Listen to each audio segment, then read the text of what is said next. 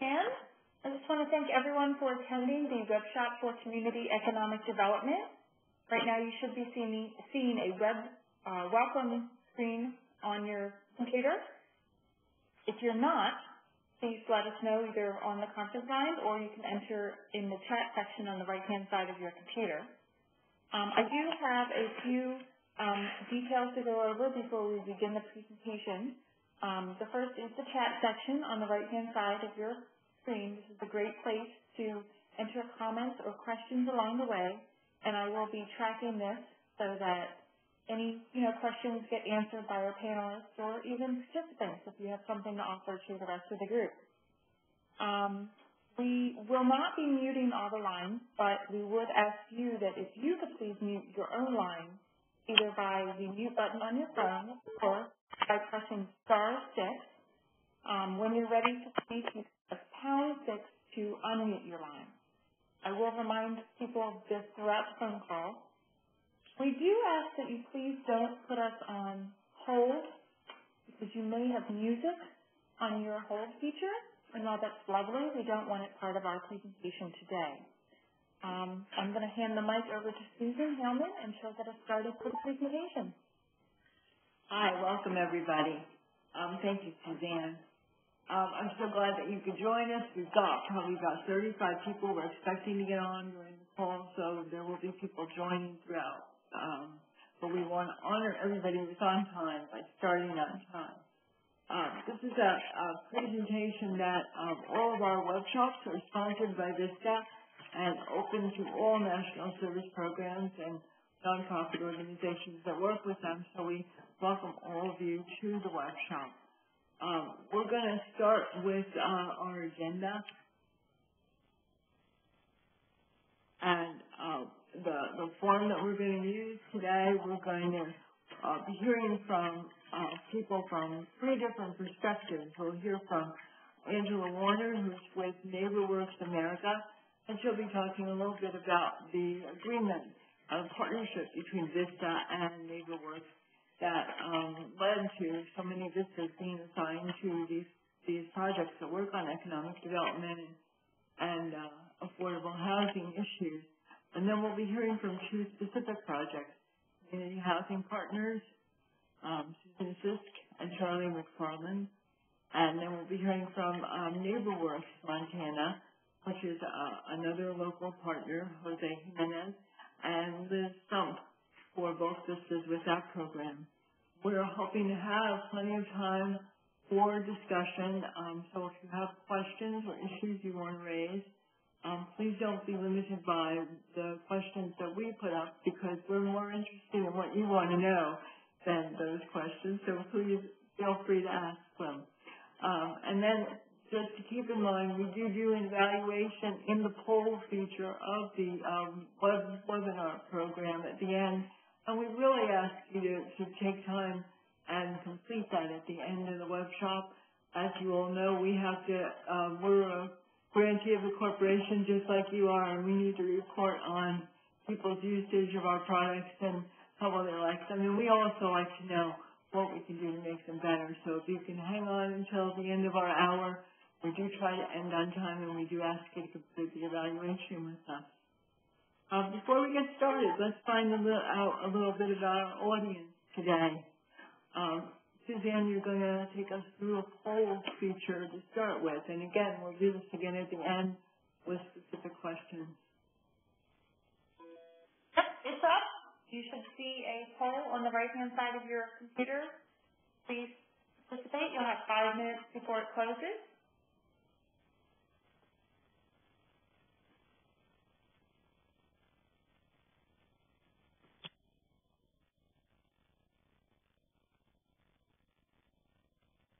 We'll just give you a minute to look at the questions and answer them, and you'll see the results as they go up on the side. If you have specific questions, please feel free to put them in the chat area either right now or as we go, and that'll help us to guide our conversation to the directions that you're interested in. How many minutes do you have to go, Suzanne? We have 4 minutes remaining. All right, so we're going to get started. and you can continue to fill out the poll as we go, and we'll be looking at the results as they are completed. We were going to start today with an overview of the partnership, and we'll look to Angela Warner to give us a little bit of that information. Angela is the leader for NeighborWorks America, and she is the program lead for the partnership. She supervises 3 VISTA leaders and the daily functions of the program, and works indirectly with all the VISTA members and participating NeighborWorks organizations, ensuring that the program meets and exceeds its goals. Welcome, Angela. Why don't you start out telling us a little bit about NeighborWorks America? Hi, good afternoon, everybody. As I was so graciously introduced, I'm Angela Warner, the Program Manager here at NeighborWorks America for the AmeriCorps VISTA program. And NeighborWorks is a congressionally chartered nonprofit organization that's dedicated to improving distressed communities in America. The NeighborWorks network consists of 240 community-based nonprofit organizations that work to promote healthy communities. The NeighborWorks organizations serve more than 4,400 urban and suburban and rural communities in the United States. That includes the District of Columbia and Puerto Rico. And NeighborWorks organizations have assisted nearly 1.2 million low and moderate income families with their housing needs. And NeighborWorks organizations have also generated more than $15 billion in reinvestments in the communities that they serve. And what a great partnership this is with VISTA, because it matches the missions of, working to improve the lives of people in poverty and ending poverty. And what a better way than to match an organization that's working to provide people with better options in housing. So what are some of the assignments that VISTAs have in this partnership, Angela? Well, some of the there are 3 areas in which AmeriCorps VISTA members are working with NeighborWorks. And those are in reducing foreclosures. As you know, with the economy that it is and some of the other issues that are going on in America today, foreclosures is a big issue. And so we have AmeriCorps VISTA members who are conducting foreclosure prevention outreach efforts and promoting foreclosure mitigation counseling across the country. We have post-foreclosure and community stabilization, stabilization for post-foreclosure in communities. And members are recruiting and training and mobilizing volunteers to educate and stabilize communities who have been hit by the foreclosures situations. And also we have members who are developing programs and writing curriculums to work with moderate and low-income homeowners and renters to help prevent future foreclosures and to ensure that these communities are financially stable, that they have the good, solid groundwork, that going forward financially they are building good, stable communities. So those are basically some of the activities that VISTA members are working on in our program. Thanks, Angela. Thank you. Yes. I'm sorry. I said thank you. We're going to hear from 2 of those programs now, and the first one is Community Housing Partners. And from Community Housing Partners, we have Susan Fisk, who's the Vice President of Corporate and Personnel Development. And we have Charlie McFarland, who's a VISTA, who comes from Greensboro, but is presently working in Virginia on a CHP project. So welcome, Susan and Charlie. And Susan, why don't you tell us a little bit about CHP to get us started? Okay, good afternoon, everybody. This is Susan from Community Housing Partners. And as you can see from the screen in front of you, our primary mission is all about creating affordable housing opportunities and services for the people and communities we serve. But there are a couple extra words in that mission statement. We also are focusing on our affordable housing being green and sustainable. And that's because we're also interested in not only supplying housing for people, but we also want to make that housing economical, and we also want to provide programming that helps them with their social needs. At Community Housing Partners, all of our activities are around the real estate development that we do. We have an in-house architectural design studio. We have a construction department, energy services. We also own and manage about 4,600 units of affordable rental property. On site on those properties, we deliver resident support services, and which I'll talk a little bit more about in a minute. We do real estate sales. We also do home ownership services such as counseling and homebuyer education, and we provide access to below-market mortgages. We're what's called a community development corporation, and in this industry, that indicates that what we're doing is working with people. We're not just developing real estate. We work solely with people who are of low or moderate income, and we do, like I said, rental and for sale affordable housing. We've been around for about 34 years, and we currently do business in 4 states, Virginia, Kentucky, North Carolina, and Florida. And the lines of business that you see on this slide, the short summary of what you see in front of you is that we develop, design, build, and manage green housing in the Southeast. And some of our clients are what you might call disenfranchised. They're of low income. Many of them have disabilities.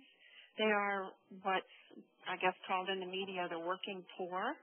Some of them were formerly homeless. And we're committed to helping them succeed in life by doing more than just providing housing. We also provide after-school programming for youth, computer labs for the kids and the adults that live on our properties. We teach financial literacy to elementary students and young adults, and then older adults as well. We deliver job readiness training to help people get better jobs so that they can have a better chance in this economic market they live in. We help our residents develop leadership skills and civic engagement by participating in community services activities in their neighborhoods. We've been actually partnering with the Corporation for National Community Service for the past 5 years because we have AmeriCorps Direct Service members, but this is our first year that we've had VISTAs working with us. And you met Angela just a few minutes ago. She's with NeighborWorks America, and Community Housing Partners is a NeighborWorks member organization. And we are able to host VISTAs this year because of our partnership with NeighborWorks. We've always been involved in community stabilization activities, such as what Angela described to you. But now that we have VISTAs on board, we've dramatically increased our ability to revitalize communities and help prevent the foreclosures that she was talking about. Susan, I want to go back to something that you mentioned early on, and that is your commitment to green and sustainable housing. Can you talk a little bit about how CHP is using green strategies in its design and how that benefits potential home buyers? Absolutely. Let's go. Charlie and I are going to kind of share giving the answer to that, but let's flip to the next slide and we'll give you some examples of the homes that we've built. You see the 4 pictures in front of you. That if I focus on the top left, that's actually a duplex that's built in Blacksburg, Virginia, which is a college town, and that house is a completely green. It's got something called Earthcraft certification, and it's got solar hot water, rain barrels, to provide, to use non-potable water for landscaping. And everything from the site development, we were allowed to, or enabled ourselves to keep the trees on the landscape, and we didn't remove anything outside the building's footprint. The reason that green building is so important in affordable housing, there are several reasons. First of all, green energy efficient homes are more affordable to operate, which keeps more money in the homeowner's pocket. A lot of times people of low wealth and low income are forced to live in substandard housing, and that has inefficient heating systems, terrible windows, and all their money, the cliche statement is the money's going up the chimney because they can't keep the house heated. And the homes that we build are very durable, sustainable materials. And so all of that long-term maintenance costs that people who live in substandard housing, the costs that they suffer from are removed when you have a green, affordable home such as what we build. And like I said, you can look up online, look up Earthcraft housing, and you can learn a little bit more about what the standards are. The other thing that go ahead, Susan. No, I was just going to, thank you. That really does clarify why you've made the commitment to green strategies and green design. And also some of the benefits to your homeowners.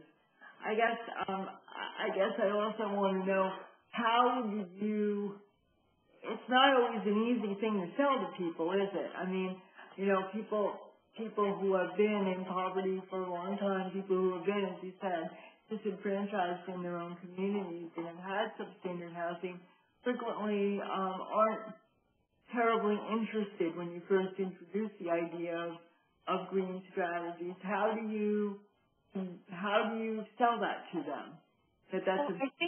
I think the pictures, the pictures are worth 1,000 words, and when you drive by one of our for sale houses, you can see that it fits beautifully into the neighborhood.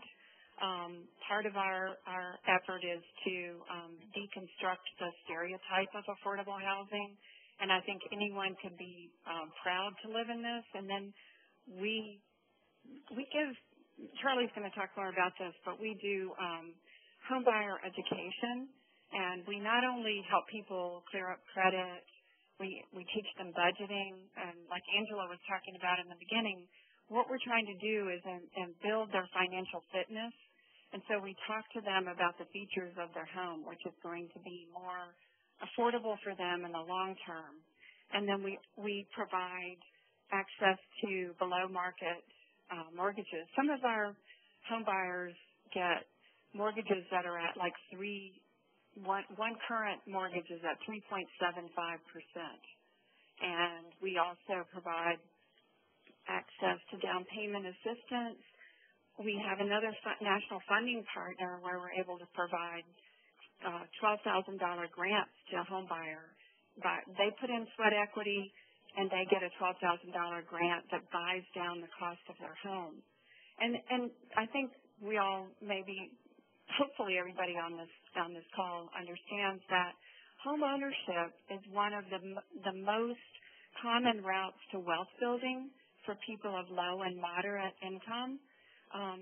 And like I said before, if the home is of poor quality, but it's not energy efficient, then it won't be affordable to operate and it won't appreciate in value.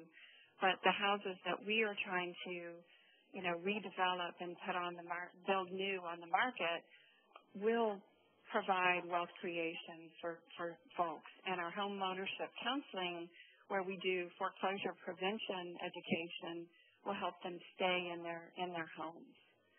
So, one thing that overview.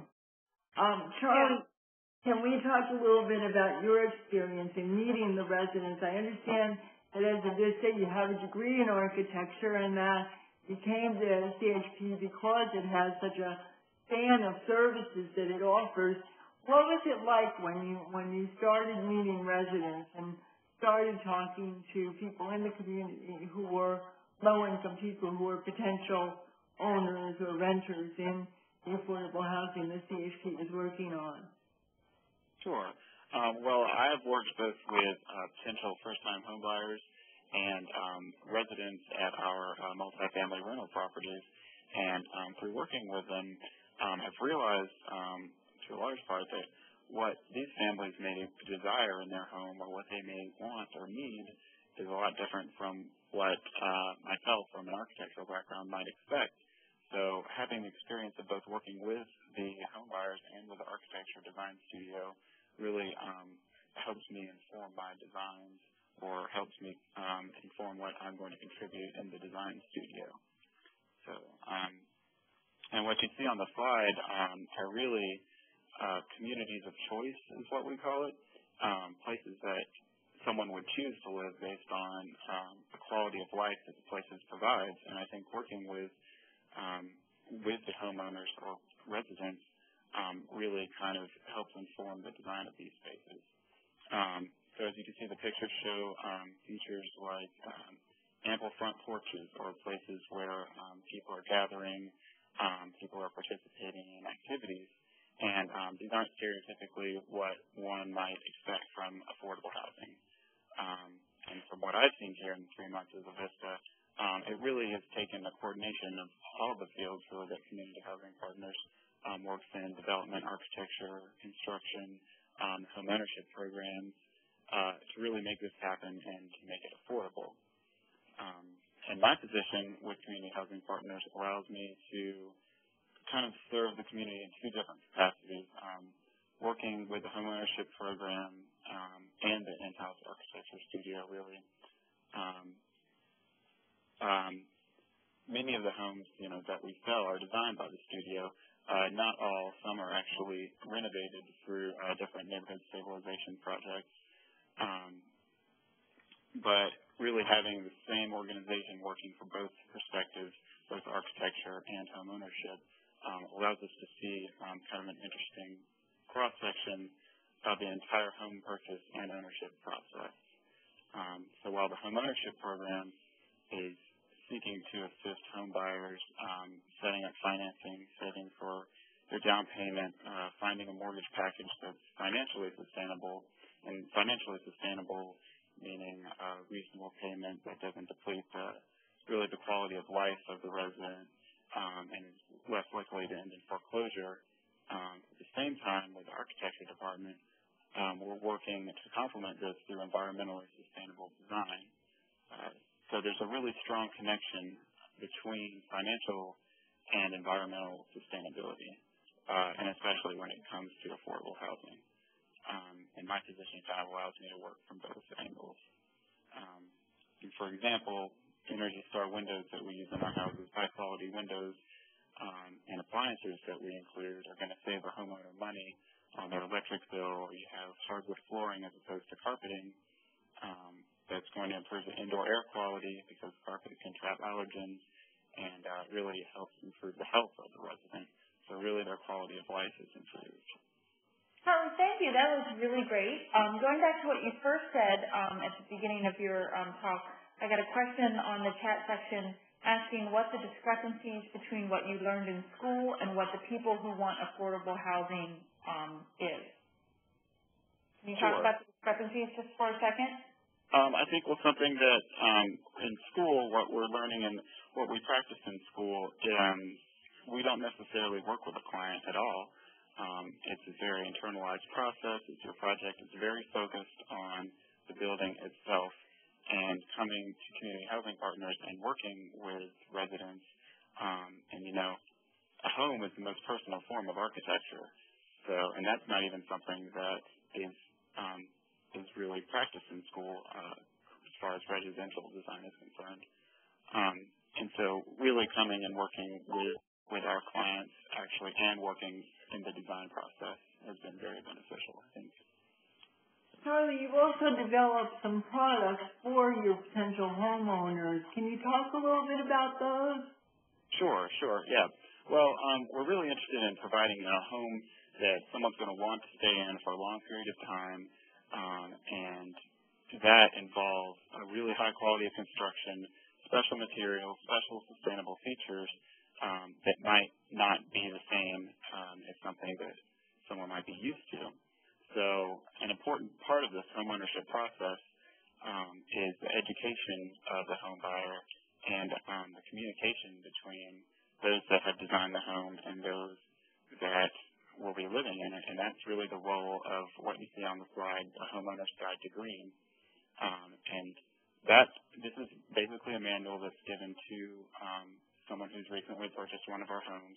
It's going to cover the maintenance of the different features of the home, the care and cleaning procedures, things that are really going to help these features have a longer lifespan, which in itself is both environmentally and financially sustainable, protecting assets. And something else that I've actually picked up on from interacting with residents, and especially at some of our multifamily rental properties, is that not everyone has the experience of taking care of a home or has a background or the knowledge to take care of their home in a way that some others might. So really, the goal of the manual is to introduce the homeowner to these features and explain to them not only how to take care of them, but why we chose hardwood floors as opposed to carpet, or why we use Energy Star appliances, or why their siding might be fiber and cement board instead of vinyl, which is a petroleum-based product. So it's really a matter of that homeowner understanding their home and being able to take care of it, so really they live more harmoniously in the home. Thanks, Charlie. And I know that there may be a number of you, I look at the poll results, there are a number of you, 36% are involved in affordable housing, 5% in green housing. If you don't have those kinds of products, you may be interested in talking more with Susan and Charlie. And through the V Cafe, you can contact them when, if we don't get to all of your questions, you can contact them after the webshop is over. So you may want to ask about getting copies of that homeowner's guide that you might be able to adapt to your own needs. So thanks. We want to move on, and we want to hear from what's going on in the great state of Montana. We have Jose Jimenez and Liz Sunk, who are both VISTAs from NeighborWorks Montana. And I think we'll start with Liz. As I recall, Liz, you were going to just start off and tell us the range of things that your host organization is doing in the area of affordable housing and economic development. Hi, everyone. This is Liz. I'm with NeighborWorks Montana. In the beginning, we kind of touch base on what NeighborWorks organization does. Here in Montana, we cover the entire state of Montana through a variety of about 26 different partners. They do a variety of things. As you can see on this slide, and most of you are probably familiar with, we do all types of home buyer education. And financial education. So that's everything from first-time homebuyers classes to different financial skills that someone might want to get. And we also do a variety of credit counseling. We can lower the cost, and we work with creditors to lower the interest rate. We do all of this through working with our partners as a coalition.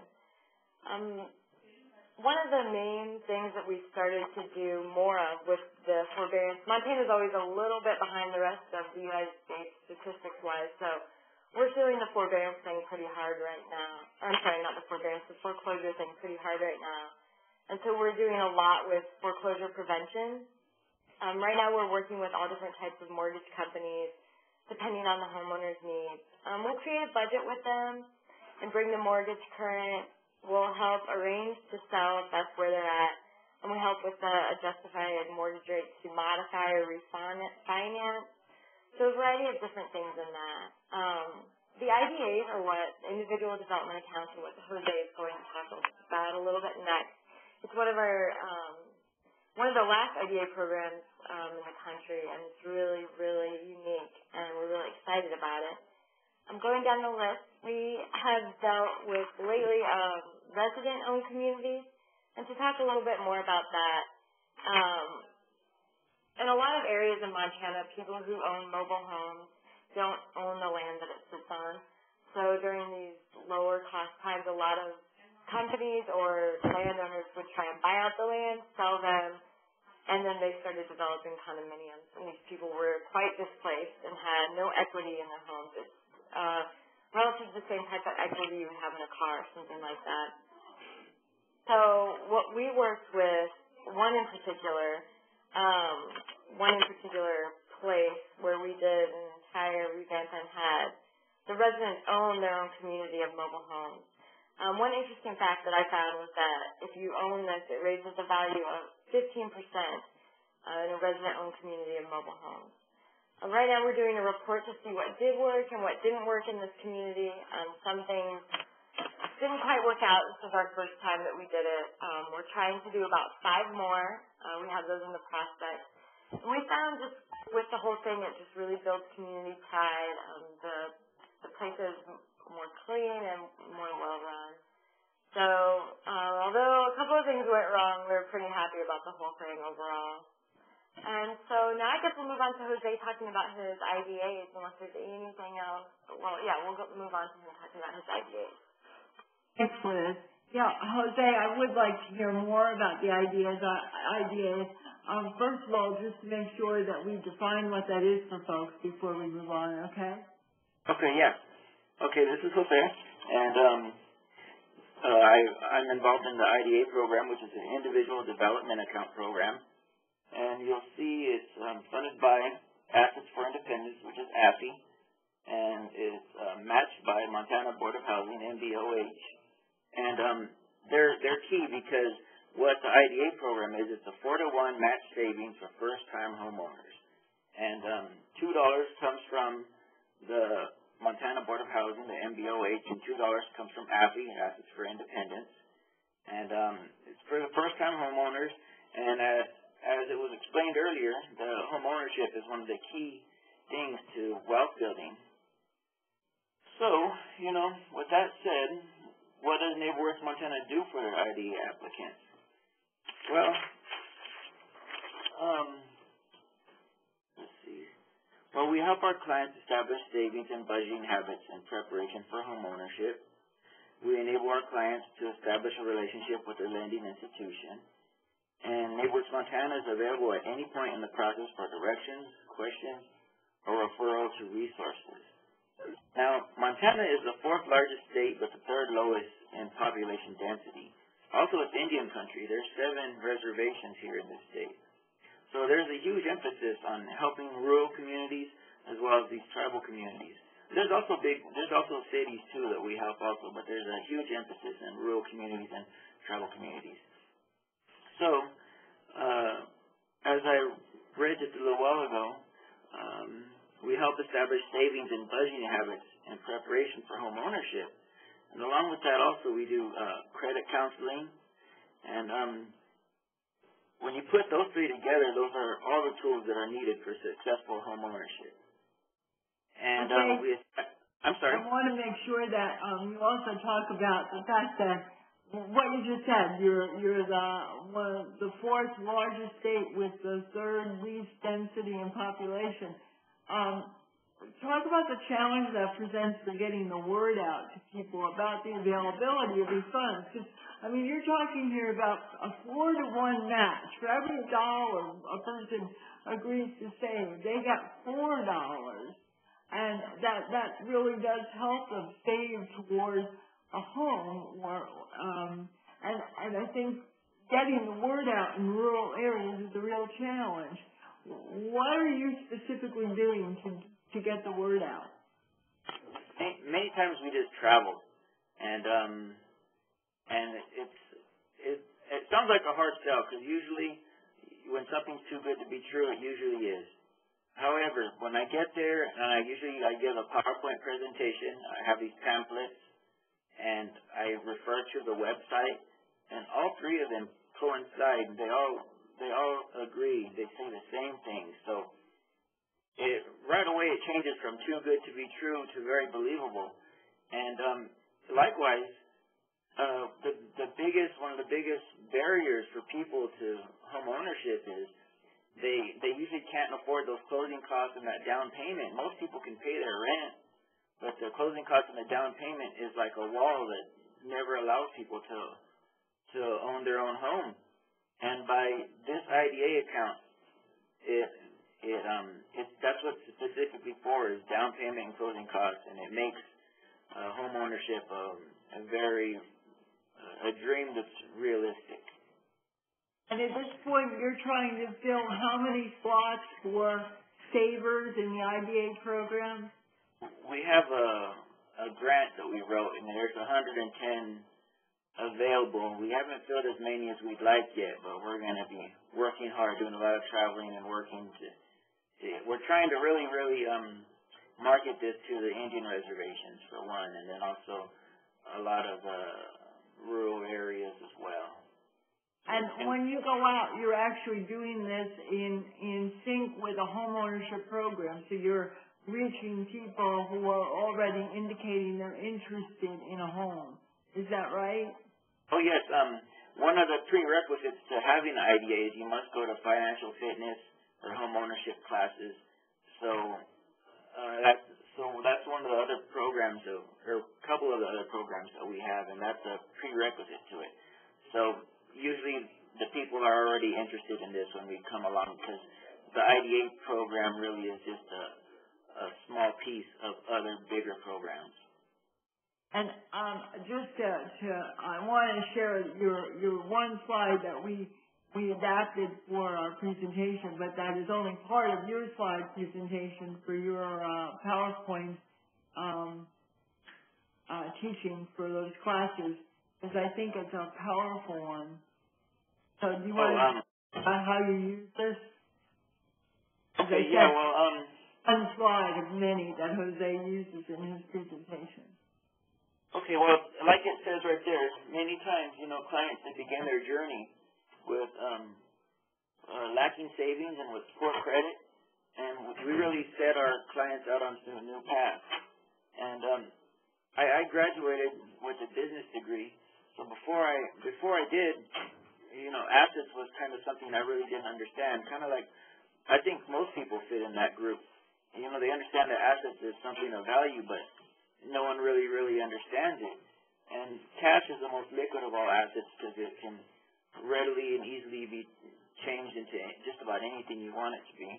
And a lot of people would think the automobiles are an investment. I mean, it takes you to work, you can go traveling with it, but in reality it's a fixed asset because of the nature of automobiles, how they depreciate as soon as you roll off the dealer's lot. And another thing that we mentioned over and over was home ownership is so key to wealth building. And I don't know, I just feel that that everything that we do, all the budgeting, credit counseling, the savings, all leading up to that home ownership, that enormous thing of wealth building. I mean, this is a program I would definitely endorse. I think it's absolutely wonderful. And I just can't stress enough how important home ownership is for wealth building. And here in NeighborWorks Montana, nothing makes us happier than success stories. I'm sure, I know you've only been there a few months, Jose. I'm really anxious to hear what some of your success stories are as you move further into your year, because I'm sure you're going to have them. But let's move on to some discussion that everyone can enter into.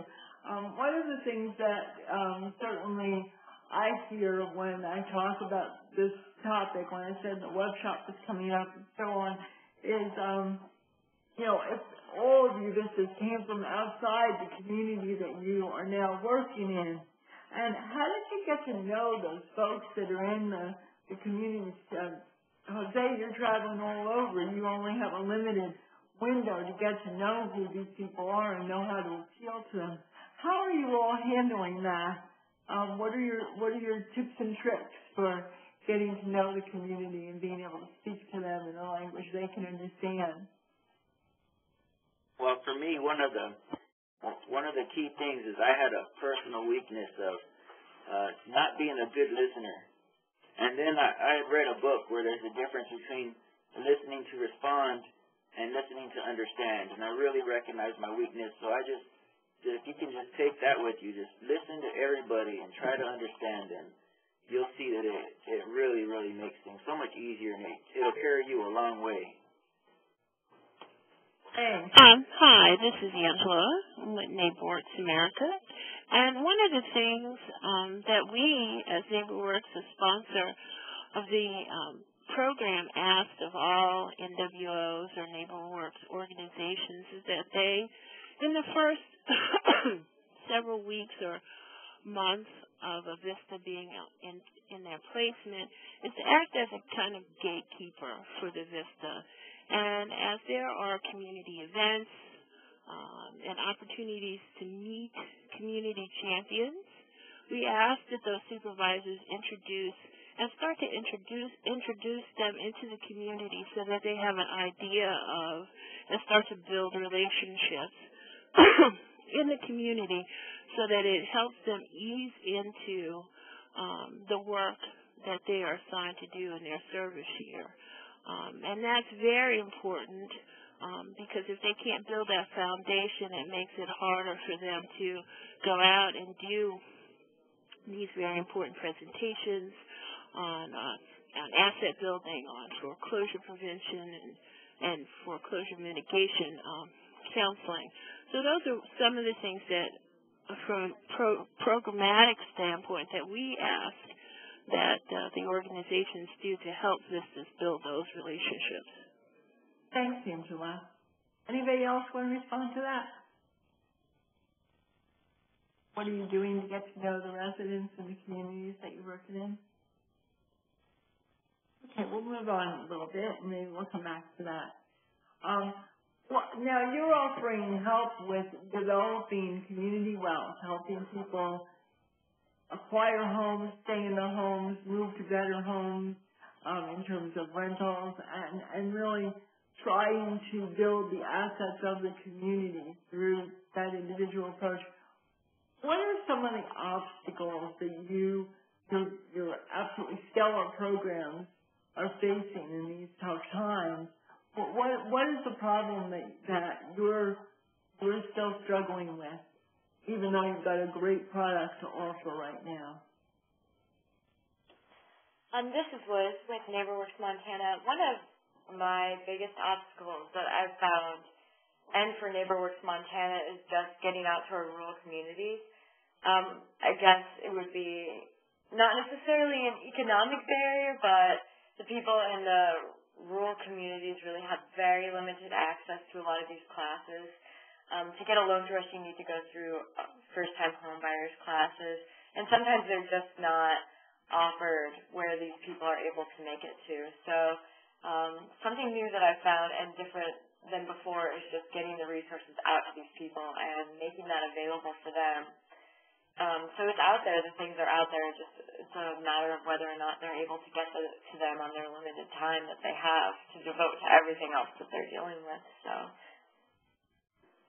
we've also got folks in our participant group who are not panelists who are working in affordable housing. I invite you to get involved in this part of the conversation. You can unmute by pressing #6.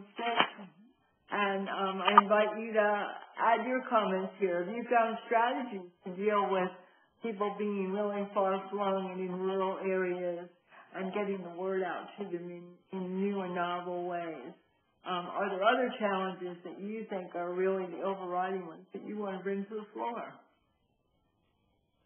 Now, I'll give you a minute because I know it takes a second to change from being a listener to being a participant. And I remind you have to hit #6 if you muted your phone or we can't hear you. Comments? What are the obstacles to this work?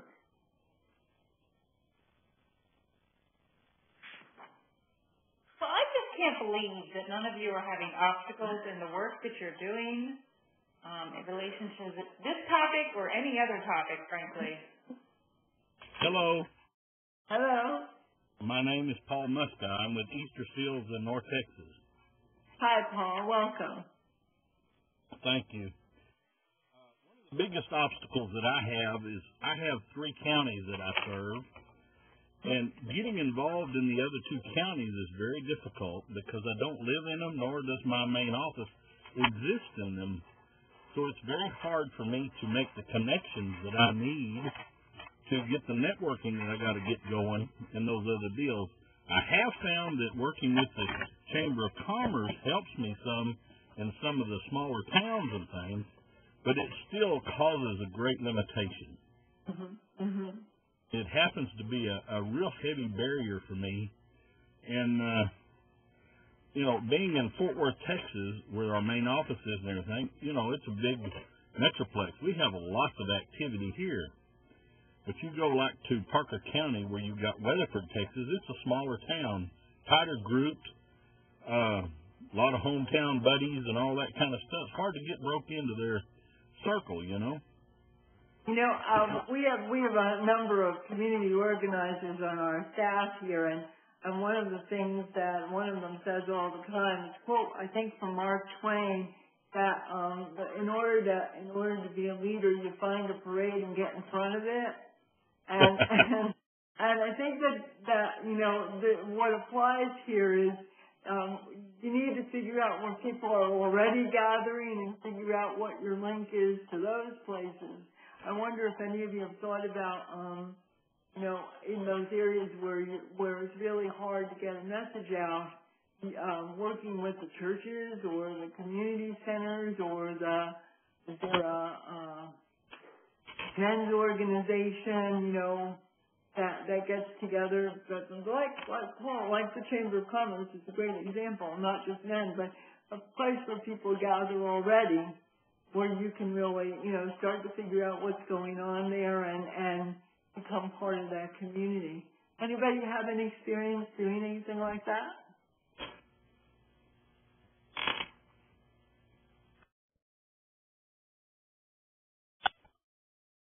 Well, this is Susan with Community Housing Partners, and I can certainly empathize with you about your comments about not being local in all the areas that you serve, and we have activities in 4 different states, and you're right. Where you live and where your headquarters are is where you have the most, the strongest and the most relationships, and it certainly makes it easier.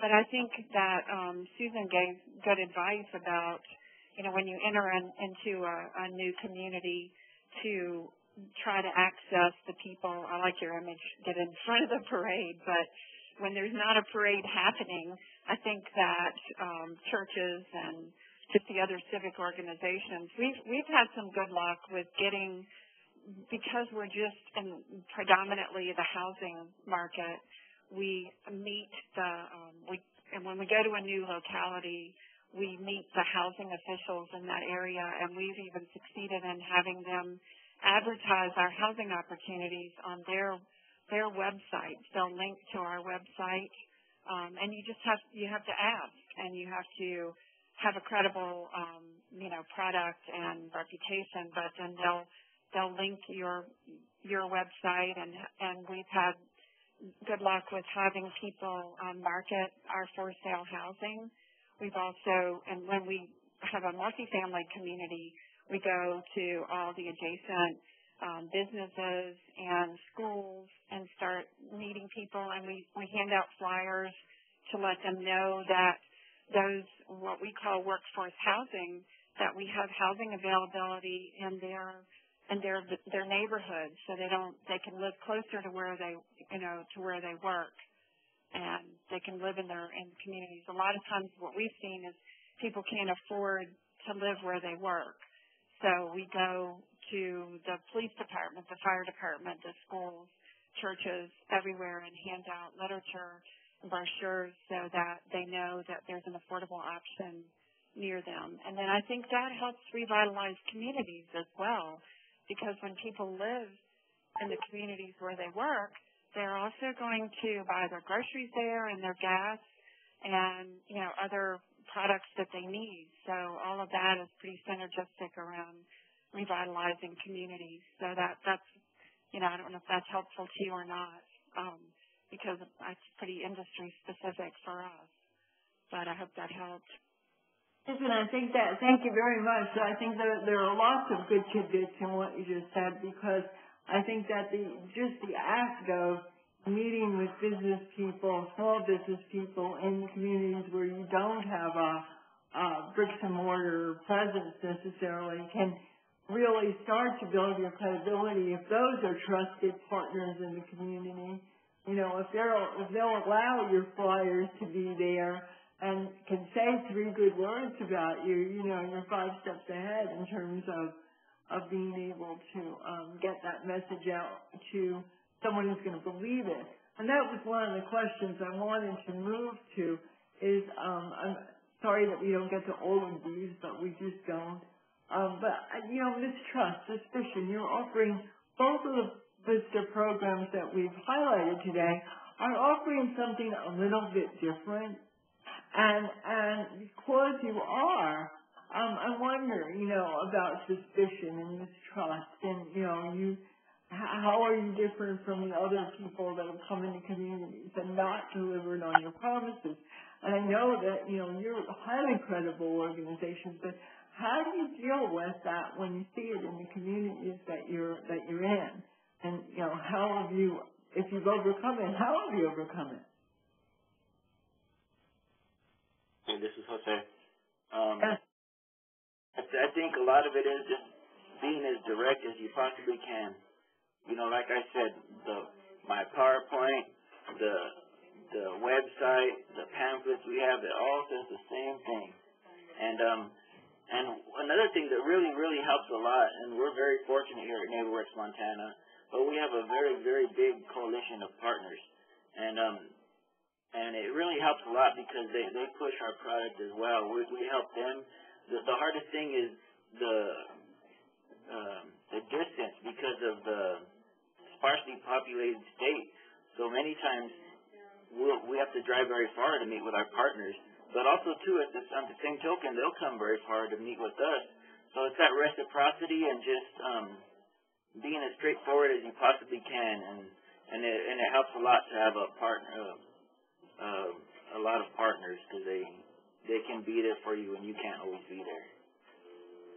It stretches the resources if you all can represent each other's interests. I guess that's certainly a tip that I would encourage people to keep in mind. One of the things that the panelists don't know that I'm aware of is that there were a number of people that, when they registered for this webshop, indicated that they're not currently directly involved, but they're looking for ways for their organizations to partner with groups that are doing things like this.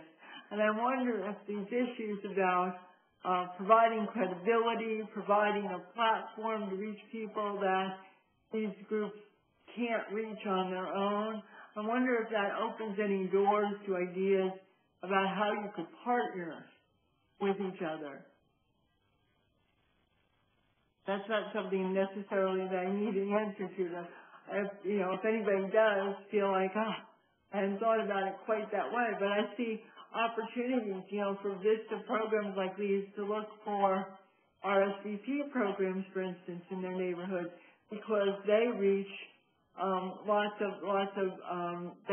RSVP volunteers are in lots and lots of groups throughout communities, and having someone speak on your behalf, as Jose just said, can be a powerful way of getting the message out in areas where you don't have a presence. So, that's something that, Liz, you guys could be looking for in Montana is where are the RSVP programs, and could we partner with them to get information out about what we do and who it's available to? On the same token, there are AmeriCorps programs that are already in community centers that, they may be willing to be partners in getting the word out about what's available. So opportunities there that, and I think that folks that are interested in pursuing that, again, go to the VISTA forum when we're done and get on there and say, this is what I'm looking for. Anybody can help me do that? And start there. And remember, the VISTA forum, although it's primarily for VISTAs, you're not limited to being a VISTA. You can go in as a guest and you can go to the forum. So I hope that folks are willing to go in and take a look at that. There are also all the listservs. We're going to go to our poll. Oh, thank you, Suzanne. She's motioning Natalie. I'm actually going to open the poll. Yeah. We have a closing poll, and while we have that open and we ask for your feedback on the session, we'll also go over some of the resources, and I'll give you contact information here for the 3 organizations that we've been talking to, Angela at NeighborWorks America, and Susan and Charlie at Community Housing Partners, and Jose and Liz at NeighborWorks Montana. And these are their websites and good ways for you to learn more about what they do and how they reach out. In addition, there are other resources that we've identified for information on these issues, and these are both about housing, affordable housing projects, and about green affordable housing. And then lastly, as Liz mentioned, there certainly are issues around IDAs. Many of you are aware that they were much more available 5, 6 years ago, and they've been dwindling. But there are still some available, and if you're interested in following up on that, there are 2 sites that I'd recommend to you, and one is the Corporation for Enterprise Development that lists IDA programs, and there it gives you the whole list. You have to go to each website for your state and see if they're still accepting applications, because many of them are not. But there still are some that are. I did some checking earlier this week. And the other is the U.S. Department of Health and Human Services, the Administration for Children and Families. There is a program called Assets for Independence. And they have given a number of grants for early in the year 2009. Usually these go very, very quickly. The spots go very, very quickly, but you can take a look and see what's available, see what their plans are for giving out money in your state for 2010. At least you'll know who gets money or who has gotten money in the past to host an IDA program. And again, what an IDA is, matching. So something that you may want to keep in mind if you're interested in making affordable housing more available to the community that you're working with. And this is a partnership you could look for as well. Okay, I thank everybody for their participation. I remind you we do have access to the VISTA forum for continuing conversation. Our panelists will log on over the next couple of days and we'll answer questions that come up from you. So if you're the kind of Webshop attendee who hangs up the phone and says, I should have asked this, well, you still can. So I welcome your feedback and your communication with our panel members in the next couple of days. And the next Webshop actually won't be a Webshop. It'll be a web chat. And in sort of reference to the holiday season, we'll be doing reflections on poverty. What's it like for those of you that are vistas, you're living with reduced incomes for this year? What does it make you think about? What is it like to see a poor community if you've never been in one before? What's it like to be from a poor community and have your community talked about that way? And what's it like to be part of a program that's trying to alleviate poverty? How are we doing?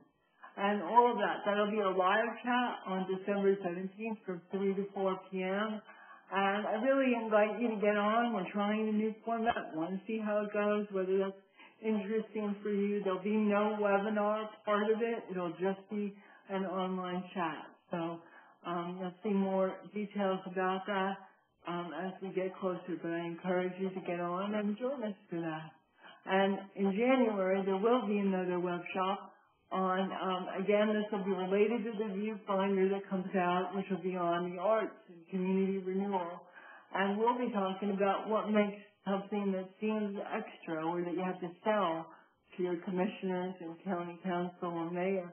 What makes it essential to community renewal to have arts programs in communities? So that's our topic for January 21st from 3 to 4 p.m. And I thank you all for participating. I thank our panelists for some great information. I really appreciate you being willing to be friends that have missed the Webshop and want to connect to it, we'll be posting it on the Big Cafe very shortly, and you can always access it there. So thank you again. Have a great evening, and